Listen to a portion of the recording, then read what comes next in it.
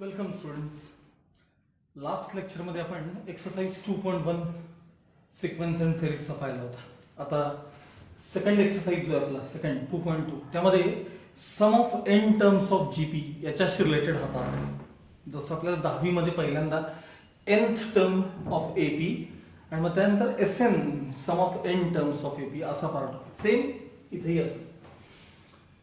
तसे हे दोन्ही फॉर्म्युले मी लिहून ठेवले बघा. Sum of first n terms of GP is given by SN equals a into bracket 1 minus r raised to n upon 1 minus r when r is less than 1. Common ratio 1 पेक्षा लहान असेल तर. आणि तोच formula a into bracket r raised to n minus 1 upon r minus 1 when r is greater than 1. आता actually हे दोन्ही फॉर्म्युले one and same आहेत, एकसारखे आहेत. मग असे दोन द्यायचे कारण काय? काही नाही, फक्त काय असतं की मायनस साइन अवॉइड करण्यासाठी या दोघांकडे लक्ष द्यायचं. आर ग्रेटर दॅन 1 आहे का लेस दॅन 1 आहे त्यानुसार तो फॉर्म्युला वापरून टाकायचा. मी तुम्हाला एक दोन एक्झाम्पल्स पहिले देतो, मग तुम्हाला कन्व्हिनियन्स मी का म्हणले हे शब्द तुम्हाला कळले. हा एक साधं एक्झाम्पल देतो, लक्षात आहे. मला सांगा हा सिक्वेन्स बघा.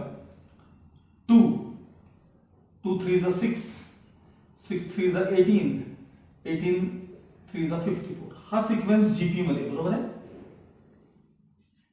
हा सिक्वेन्स जो आहे तो जीपी आहे. 2 6 18 54. यामध्ये फर्स्ट टर्म किती आहे? फर्स्ट टर्म ए म्हणजे किती आहे? 2 आणि कॉमन रेशो किती आहे? याला आम्ही डिवाइड करून बघा 3.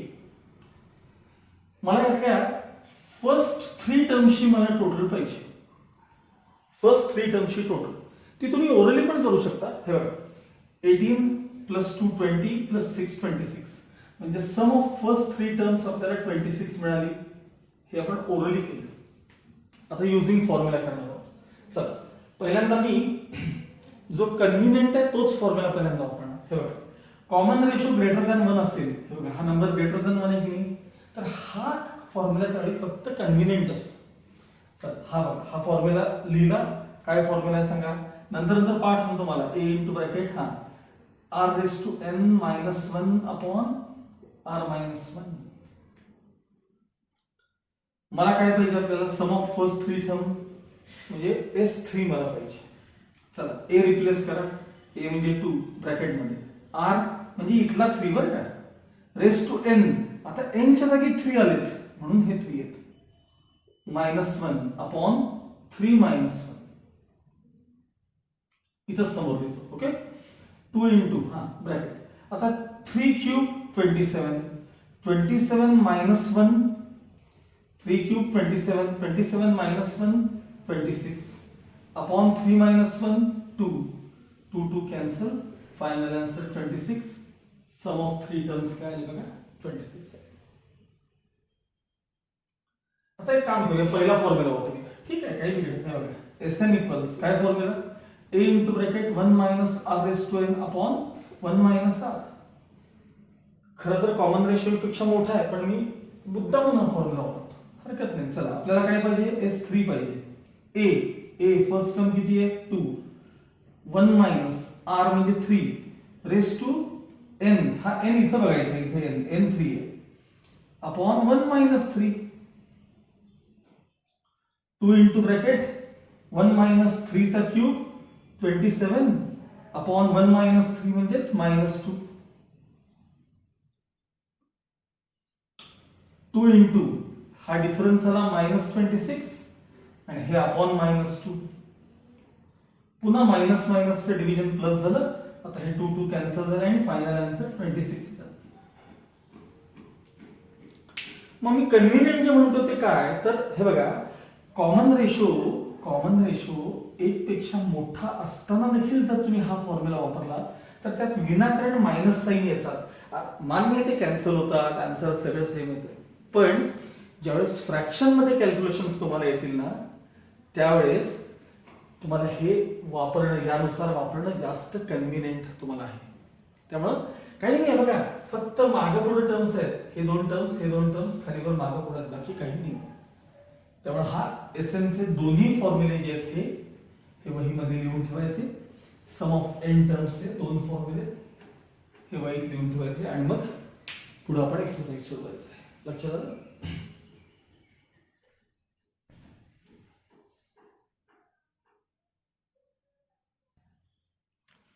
Okay. Now exercise 2.2, first question. For the following GPs find SN असं विचारले आणि पहिला प्रॉब्लेम आहे त्यातला 3, 6, 12, 24 आणि डॅश डॅश. क्वेश्चन मी लिहून घेतलाय बघा. सांगा here first term is 3, common ratio 6 divided by 3 म्हणजे 2 आहे कॉमन रेशो. मग common ratio R is greater than 1 आहे, 1 पेक्षा मोठा आहे. कॉमन रेशो 1 पेक्षा मोठा आहे. मग त्या तुम्ही एक काम करा ना, एक्सरसाइज सोडून वहीत आधी तो फॉर्म्युला लिहून ठेवा, म्हणजे तुम्हाला रेशो 1 पेक्षा मोठा असेल तर काय, लहान असेल तर काय लगेच कळेल. ठीक आहे. मग आता SN चा फॉर्म्युला बघा. SN equals A into bracket R raise to n minus 1 upon R minus 1. कधी वापरायचा हा formula? Common ratio greater than 1 असेल तर. आपल्याला SNच पाहिजे, त्यामुळे काही A आणि R फक्त रिप्लेस करायचे. A म्हणजे 3, R म्हणजे 2 raise to n minus 1 upon R म्हणजे 2 मायनस 1. आता 2 मायनस 1 म्हणजे 1 येतात, अपॉन 1 घ्यायची काही गरज नाही. 3 into bracket 2 raise to n minus 1 हे तुमचं फायनल आन्सर SN. ठीक आहे. चेक करायला सोपा पर्याय बघा. समजा मी पहिल्या दोघांची टोटल घेतली, पहिल्या दोघांची 6 आणि 3 9 आहे. तुम्ही इथं n च्या जागी 2 रिप्लेस करून बघा. 2 चा स्क्वेअर 4, 4 मायनस 1 3, 3 3 जा 9. पहिल्या दोघांची टोटल 9 आहे का चेक करा. त्यानुसार आपण आपला आन्सर बरोबर आहे किंवा चुकीचा आहे हे चेक करू शकतो. आता त्यातला मी थर्ड क्वेश्चन दाखवतो, डायरेक्ट थर्ड आणि फोर्थ दाखवतो. सेकंड आपण सगळ्यात शेवटी बघू. सिक्वेन्स पुन्हा बघा. आता थर्ड दाखवतोय मी. Third 0.7, 0.07, 0.007 etcetera. हा तुम्हाला त्यांनी दिलेला सिक्वेन्स आहे. आपल्याला SN पाहिजे. ठीक आहे. चला फर्स्ट टर्म काय आहे सांगा. First term 0.7. कॉमन रेशो काय आहे त्याला याने डिवाइड करूया आपण. 0.07 डिवाइडेड बाय 0.7. समजा एक एक डिजिट आपण राईट साइडला गेले, एक डिजिट राईट साइडला, एक डिजिट राईट साइडला, तर बघा इथे वरती झाले 0.7 अपॉन 7. 10 न मल्टिप्लाय केलं तर आता ह्याचं डिव्हिजनचं आन्सर आलं 0.1. तुम्ही 0.1 ला 1/10 पण म्हणू शकता. 0.1 ला आपण काय म्हणू शकतो सांगा. 1/10. थोडक्यात कॉमन रेशो किती आहे? 1/10 आहे. आता आपल्याला SN विचारलंय त्यांनी. सांगा SN काय. आता कॉमन रेशो 1 पेक्षा लहान आहे का मोठा आहे? लहान आहे. त्यानुसार आपण फॉर्म्युला लिहिला. A into bracket 1 minus R raise to n upon 1 minus R. आता A किती आहे? A तर 0.7 into bracket 1 minus R. R म्हणजे 1 अपॉन 10 किंवा 0.1 काही चालेल raise to n upon 1 minus R. R किती आहे सांगा. R 1/10 आहे. R किती आहे सांगा. 1/10 किंवा 0.1. आता नंबर हा मी तात्पुरता असा लिहितो 7/10. बघा 7/10 हे मात्र आहे तसं लिहा. 1 minus 1/10 raise to n no change upon ह्याचं क्रॉस मल्टिप्लिकेशनचे आन्सर 9/10. दोन्हीकडचे अपॉन अपॉन 10 काय झाले कॅन्सल. 7/9 शिल्लक राहील. Final answer 7/9 into bracket 1 minus 1/10 raise to n. आता हे आन्सर असं पण लिहितात बरं का, म्हणजे मे बी तुमच्या टेक्स्ट मध्ये काय मला माहित नाही. 7/9 हा 1 minus.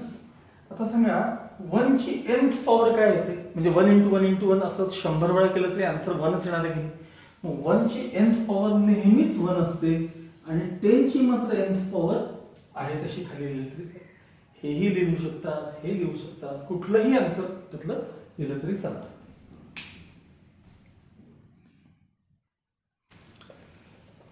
Fourth question, √5 minus 5, 5 √5 minus 25, so on. आता या सिक्वेन्सची आपल्याला सम ऑफ एन टर्म्स विचारले. सांगा फर्स्ट टर्म किती आहे? √5. Common ratio -5 divided by √5. Minus plus division -5 ला √5 ने डिवाइड केलं की आन्सर √5 शिल्लक राहणार. कारण या 5 मध्ये 2 वेळा √5 असतात, त्यातला एक √5 कॅन्सल, एक √5 शिल्लक आहे. आता मला सांगा एखादी टर्म ज्यावेळी निगेटिव्ह असते, निगेटिव्ह म्हणजे हा कॉमन रेशो जो आहे तो लेस दॅन 1 आहे की सांगा. अरे 1 पेक्षा लहान. निगेटिव्ह म्हणजे 1 पेक्षा लहानच असतो, 0 पेक्षा पण लहान असतो तो, 1 पेक्षा तर प्रश्नच नाही.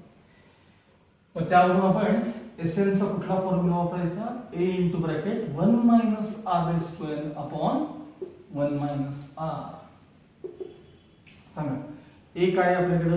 √5 इंटू ब्रॅकेट 1 मायनस r म्हणजे -√5⁻n अपॉन 1 मायनस r म्हणजे -5 सॉरी -√5. हा √5 as it is into bracket 1. आता बऱ्याचदा मुलांकडून एक मिस्टेक होते ते म्हणजे हे मायनस मायनस प्लस करून टाकतात आणि रेस्ट टू एन आहे तसे लिहितात. लक्षात ठेवा, कारण एन काय आहे हे जोपर्यंत आपल्याला कळत नाही तोपर्यंत हे मायनस साइन आहे का प्लस साइन आहे हेही कन्फर्म नसतं. म्हणजे काय? अरे साधा विचार आहे, एन जर स्क्वेअर असेल स्क्वेअर तर निगेटिव्ह टर्मचा स्क्वेअर पॉझिटिव्ह येईल आणि मागचं मायनस साइन तसंच राहील. पण एन जर 3 असेल म्हणजे ऑड असेल ऑड तर निगेटिव्हचा क्यूब निगेटिव्ह येईल आणि मायनस मायनस प्लस पण होईल. त्यामुळे लक्षात ठेवायचं नेहमी मायनस साइन आणि रेस टू एन आलं ना, मायनस साइन आणि रेस टू एन, तर ते एन काय आहे जोपर्यंत क्लिअर होत नाही तोपर्यंत याचं साइन ठरत नाही. त्यामुळे मायनस मायनस प्लस करायचं नाही, हे आहे तसं ठेवायचं. -√5⁻n. हा हे मात्र 100% मायनस मायनस प्लस, कारण हे रेस टू 1 आहे त्यामुळे या साइन मध्ये काही चेंज होणार नाही. तर मायनस मायनस प्लस म्हणजे 1 + √5 हा तुमचा एसएनचा आन्सर आहे. हेच फायनल आन्सर.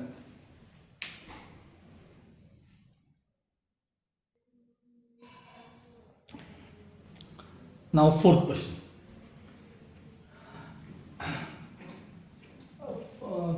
नाही त्यातला बरोबर आपण सोडून दिलं होतं सेकंड क्वेश्चन.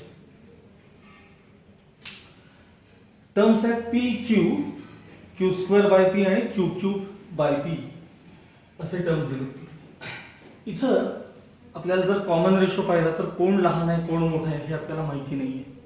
p आणि q पैकी कोण लहान आहे कोण मोठा आहे माहिती नाहीये, त्यामुळे याला 2 पॉसिबल आन्सर्स असतात म्हणून मी तो मुद्दामून शेवटी ठेवलाय. लक्षात फर्स्ट टर्म काय सांगा? फर्स्ट टर्म ही p आहे. Common ratio q/p. आता समजा q मोठा आणि p लहान असेल, म्हणजे न्यूमरेटर मोठा आणि डिनॉमिनेटर लहान असेल तर हा रेशो ग्रेटर दॅन 1 असेल की नाही सांगा. विचार करा काय म्हणतोय, परत ऐका. समजा q मोठा आहे आणि p लहान आहे.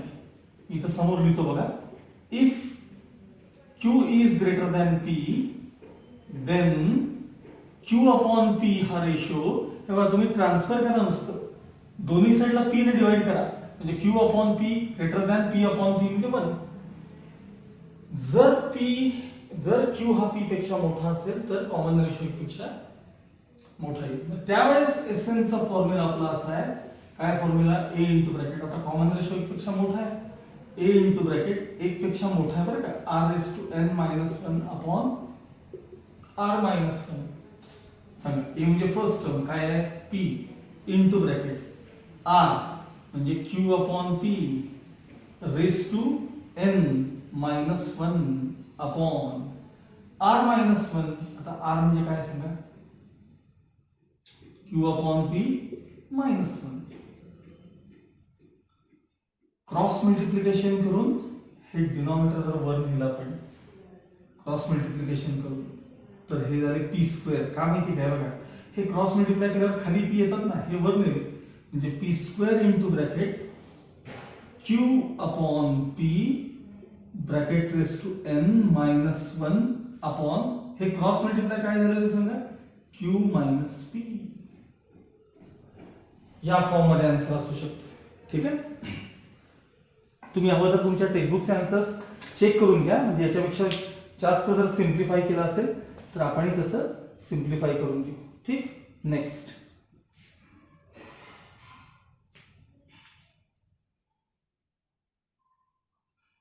हा पार्ट सेपरेट लिहिला तरी चालतो, म्हणजे असं तर ते पी स्क्वेअर अपॉन हे क्यू मायनस पी सेपरेट लिहायचे असेल आणि हे ब्रॅकेट नंतर पुढे लिहायचं, हे आहे तसं या फॉर्म मध्ये लिहिलं तरी चालतं.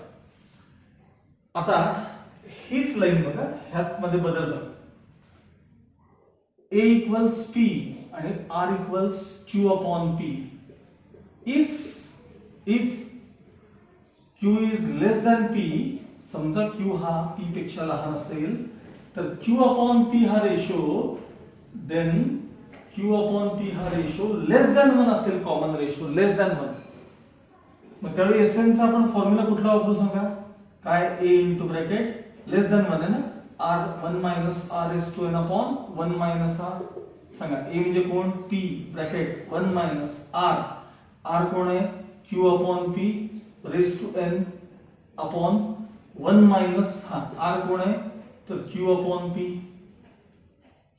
क्रॉस मल्टिप्लाय करून P वर नेले, मगासारखे तरीके झाले P square into bracket 1 minus Q upon P bracket raise to n upon cross multiply सांगा P minus Q, P minus ह्याला अपॉन P आहे ते P वर घेतले मी, हे सेपरेट ठेवले तरी चालतात, काही बिघडत नाही. P square upon P minus Q आणि into bracket 1 minus Q upon P bracket raise to n, हा सुद्धा फॉर्म असू शकतो एसएनचा. त्यामुळे दोन पॉसिबल आन्सर्स आहेत. Q ग्रेटर दॅन P असताना हे आन्सर, हे राहिलं काय द्यायचं Q upon P raise to n minus 1. Okay, हे इथं आहे. आणि जर Q लेस दॅन P असेल तर हे आन्सर. असे दोन वेगवेगळे फॉर्म मध्ये तुम्हाला आन्सर्स बघायला मिळतील. Okay okay, now question 2 first. For GP A equals 2 R equals minus 2/3, common ratio less than 1 आहे, निगेटिव्ह साइन आहे म्हणजे लेस दॅन 1 असणार ना, आणि फाइंड S8 विचारलं आपल्याला. फाइंड काय विचारले S8. ठीक आहे, बघा कॉमन रेशो कसा आहे, 1 पेक्षा कमी आहे. पहिल्यांदा मी SN चा फॉर्म्युला घेतो, काय कॉमन रेशो 1 पेक्षा लहान आहे 1 minus R raise to n upon 1 minus R. आपल्याला काय पाहिजे S8. ठीक आहे, बघा A म्हणजे 2 ब्रॅकेट मध्ये 1 मायनस R, आता R रिप्लेस होतो बघा minus 2/3 raise to n, n म्हणजे 8 अपॉन 1 मायनस R, R म्हणजे मायनस 2/3. आता तुम्हाला समजेल मगाशी जे मी म्हणत होतो बघा, मी म्हणतो ना मायनस मायनस प्लस करू नका, का नाही करायचं. मायनस 2/3 ची 8th पॉवर जेव्हा तुम्ही कराल म्हणजे इव्हन नंबर आहे, मायनस मायनस मायनस असे 8 वेळा साइन येतील, minus minus plus minus minus plus minus minus plus आणि मायनस मायनस प्लस. थोडक्यात काय तर मायनस साइन रेस टू 8 म्हणजे पॉझिटिव्ह साइन आहे, आतली टर्म पॉझिटिव्ह आहे आणि मग मागचं मायनस साइन शिल्लक राहणार आहे, म्हणून हे लक्षात ठेवायचं. ठीक आहे, बघा 2 इंटू ब्रॅकेट 1 मायनस, आता मी काय करतो पहिल्यांदा, हे बघा हे 2 रेस टू 8 आहे, हे मायनस साइन इथलं बरं का, आणि हे बघा हे 2 raise to 8 upon 3 raise to 8 किंवा 2/3 रेस टू 8 करतो डायरेक्ट, कारण 3 ची 8th पॉवर आपल्याला कॅल्क्युलेट करून घ्यावी लागेल. 3 ची 8th पॉवर,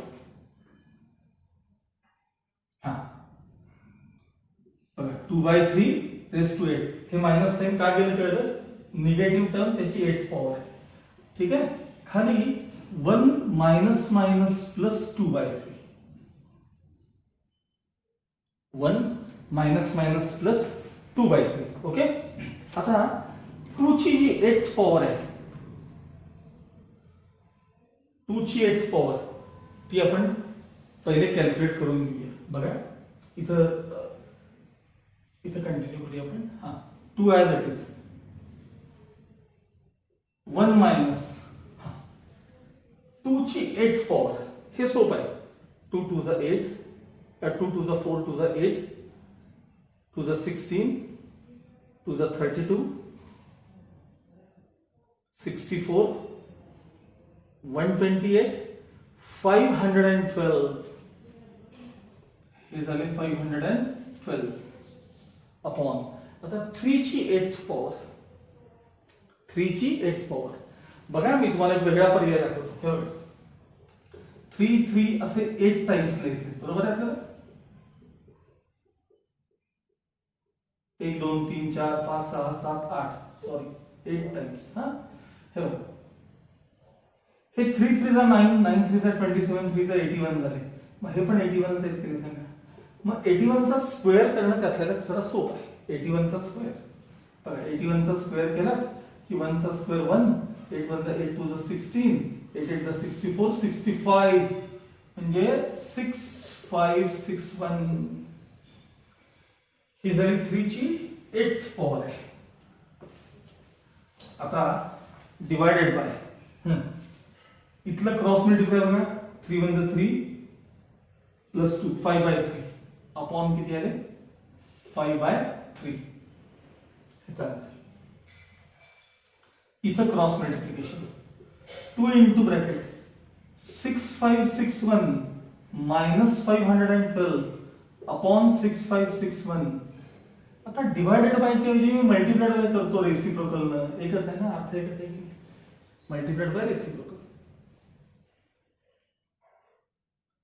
आता वरचा डिफरन्स आपण चेक करूया. 2 प्लस 9 12.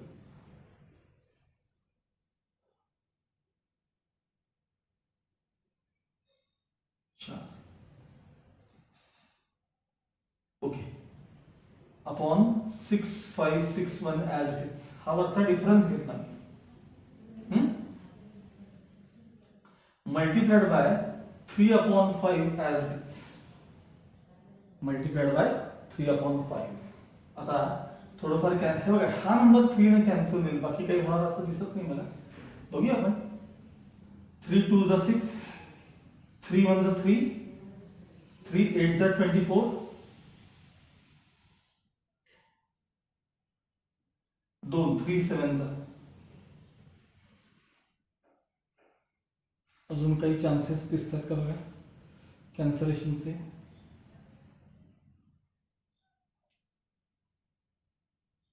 माझ्या माहितीनुसार तर दिसत नाहीये.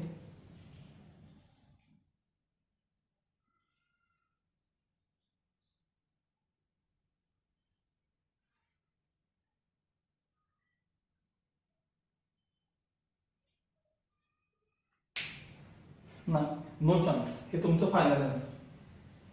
हे मल्टिप्लाय करून जे येईल ते 2 9 जा 18 4 ओके 2 9 जा 18 2 4 जा 8 प्लस 1 9 2 0 जा 0 2 6 जा 12 आणि ह्याला इंटू 5 करायचं आहे. आता ह्याला हा नंबर 7 5 जा 35 5 8 जा 40 प्लस 3 43 5 1 जा 5 5 प्लस 4 9 आणि 5 2 जा 10. हे असेल तुमचं S8 चा आन्सर असेल. S8. मला काहीतरी शंका आहे या क्वेश्चन मध्ये. करेक्शन तर असेल ना. तर एकदा आन्सर चेक करून बघा.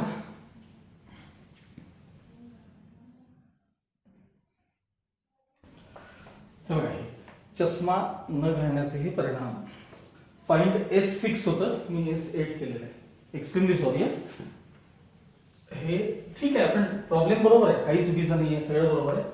पण विचारले आपल्याला फाइंड S6. ठीक. फार काही बदल होणार नाही आहे. हे बघा इथं S6 फॉर्म्युला तेच सगळं तेच आहे. इथेही रेस टू 6.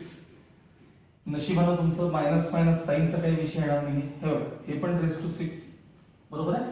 आता इथनं हे कॅल्क्युलेशन फक्त 1-2 मिनिटं लहान आहे त्यामुळे पटकन करून दाखवेल मी. Extremely sorry. हे डोळे न लावल्याचे परिणाम आहे. डोळे न लावल्याचे. हा okay equals 2 as it is into bracket. आता पटकन बघा 1 minus 2 raise to 6, 2 raise to 6 म्हणजे 64 अपॉन 3 रेस टू 6, 3 3 जा 9, एकदा 6 वेळा आपण चेक करूया. 3 3 जा 9, 9 3 जा 27, 27 3 जा 81, 81 3 जा 243, 243 3 जा 729, 243 3 जा 720, 3 3 जा 9, 3 4 जा 12, 729 बघा 729. ठीक आहे. अपॉन ह्याचं ऍडिशन ते आले 1 + 2/3 म्हणजे 5/3 आले. 2 as it is cross multiplication बघा 729 मायनस 64 अपॉन 729 मल्टिप्लाइड बाय ह्याचा रेसिप्रोकल आला 3/5. ठीक आहे. चला डिफरन्स बघा वरचा 5, त्यानंतर 6 + 6 12 1 म्हणजे 665 upon 729 into 3 upon 5 as it is. थोडंफार कॅन्सलेशन शक्य आहे. 3 2 जा 6, 3 4 जा 3 3 जा, त्यानंतर 5 ने कॅन्सल, 5 1 जा 5, 5 3 जा 15, 5 3 जा 15. आता काही चान्स आहे का बघा एकदा. नाही. याने याला मल्टिप्लाय केलं 662 वरचं मल्टिप्लिकेशन आणि अपॉन 243 हे तुमचं S6 आन्सर आहे. हे एकदा कन्फर्म करून घ्या. आहे का बघा S6 आन्सर. आता मी इथनं पुढे चष्मा लावल्याशिवाय वाचणारच नाहीये.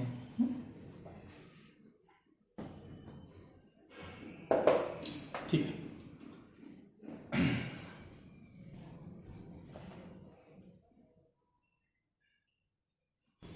ओके. त्यातला सेकंड क्वेश्चन आता. इफ S5, मी आता चष्मा लावलाय बरं का. If S5 equals 1023 R equals 4 आणि फाइंड A असं विचारले. हा सोपा इक्वेशन, खूपच सोपा आहे बघा. S5 दिले, R मात्र 4 आहे, कॉमन रेशो 1 पेक्षा मोठा आहे.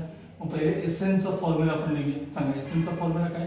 एक कॉमन रेशो 1 पेक्षा मोठा आहे, कॉमन रेशो 1 पेक्षा मोठा आहे. R⁻n - 1 upon R-1. मला सांगा आपल्याला जर S5 पाहिजे असेल तर A into R⁵5 - 1 upon R-1. ठीक आहे. आता S5 काय काय आता रिप्लेस करायला आपण. S5 काय दिले तुम्हाला 1023 इक्वल्स A शोधायचा आहे इंटू ब्रॅकेट R म्हणजे 4⁵5 - 1 अपॉन R म्हणजे 4 आहे ना, 4 - 1. So 1023 as it is equals A into bracket 4⁵5. मी मगाशी शिकलो तुम्हाला मागच्या लेक्चर मध्ये, सॉरी 2⁻10 हे पाठ करून ठेवा म्हणून सांगितलं मी तुम्हाला. 1024 हे लक्षात ठेवा. 2⁻10 एवढे येतात. मग मला सांगा हा जो नंबर आहे की नाही, मी असा जर लिहिला ⁵5 तर काय बिघडलं. हेच दाखवलं होतं, सेम कॅल्क्युलेशन दाखवलं होतं. 2 चा स्क्वेअर 4, 4⁵5 चा आन्सर देखील एवढंच आहे, लक्षात ठेवा. 1024 आहे. 4⁵5 म्हणजे 1024 - 1 upon 3. Next step 1023 LHS say as it is equals A into bracket. आता हा डिफरन्स आहे ना तो तेवढाच येणार आहे 1023 आणि अपॉन किती आहे सांगा 3. आणि 3 ने मल्टिप्लाय आणि divide. So 1023 multiplied by 3 upon 1023 equals A. Cancel. Final answer A equals 3. Okay. हे दोन्ही क्वेश्चन्स नोटबुक मध्ये सॉल्व्ह करून ठेवा आणि नेक्स्ट वेळ मध्ये आपण थर्ड पासून पुढचे क्वेश्चन्स पाहू.